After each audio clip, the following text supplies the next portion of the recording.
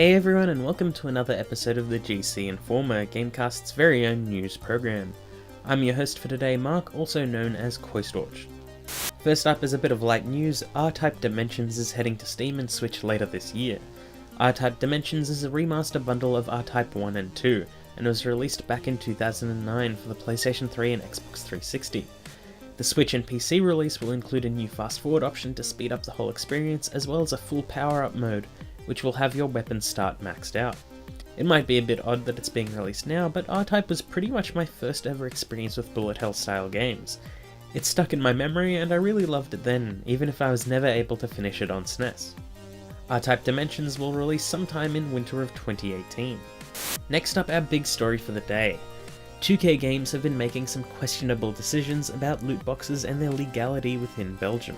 As a quick recap for those that don't know, after a huge investigation into loot boxes as a form of gambling last year and earlier this year, the Belgian government decided that they were indeed a form of gambling due to their style of distribution and their addictive properties. As such, loot boxes were banned and many game devs were given warnings to either stop distribution to their country or alter the game's content to comply with the new law.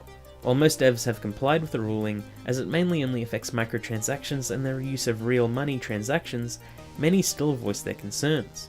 Now the spotlight is on 2K Games, who have had to change their latest NBA game to comply with the new standard. As a result, 2K have changed the system of purchase for their My Team packs, which are their loot box equivalent, and in the Netherlands the auction house system has been removed, which allowed the buying and selling of players for money.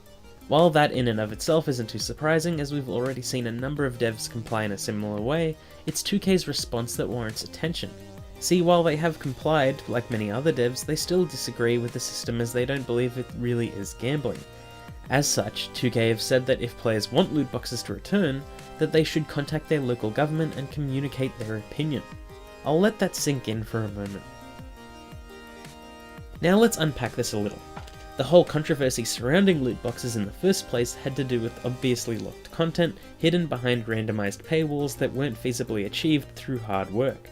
For example, Battlefront 2's ridiculous currency system and its locked heroes. Most games piggybacked onto this concept and multiplayer games were becoming unbalanced. In the case of cosmetic-only loot boxes, it was a little fairer, but I'm sure there was a bit of shaming involved for players that couldn't afford the best looking stuff. Because it was getting oversaturated and it was starting to affect gameplay, players collectively started hating loot boxes. This hate drew attention, that attention led to investigations, those investigations led to new laws. If players wanted loot boxes in their games, I don't think we would have gotten to this point in the first place. The whole point is that pay to win is a nasty practice that breaks enjoyment. I don't think people will want it back in. It's odd to assume that this was just a government stance when it was actually the greater gaming climate. Loot boxes aren't a standard practice. They're just a gimmick that worked for a while. Now for the most part the public hates them, especially if they impact gameplay. I'm sure something else objectionable will crop up at some point later, but right now loot boxes are the trending fad that will probably disappear before long. It's silly to ask your audience to contact their government, especially over something they dislike in the first place.